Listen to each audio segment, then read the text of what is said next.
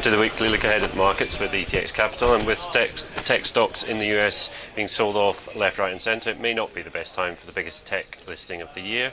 Nevertheless, the unconventional initial public offering, or IPO, of Swedish streaming service Spotify on April 3rd this week will be the headline event. Unlike traditional market debuts, the company is using a direct listing that sidesteps the usual investor roadshows and team of investment bankers underwriting the offering.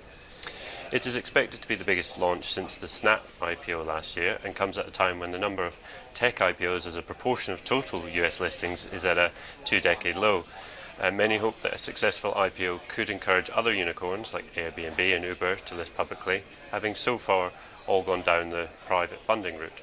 Ahead of the IPO, management delivered a pretty bullish assessment of future growth.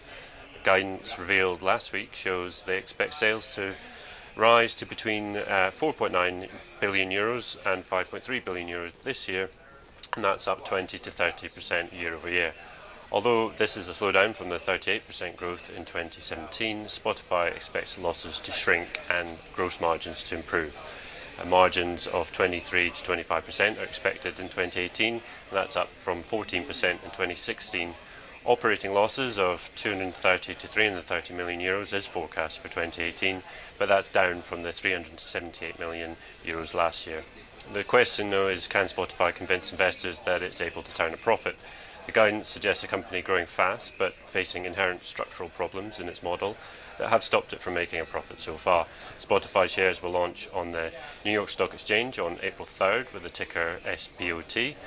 With no underwriting or banks acting as a stabilization agent when the stock debuts, it is expected that the share price could be extremely volatile.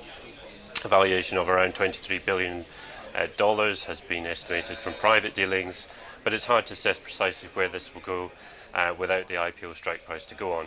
And with the US tech sector suffering a huge sell-off last week, is there the same investor demand as there has been in the past? And that's all for now. Remember to check the website for the full look at the week's big events.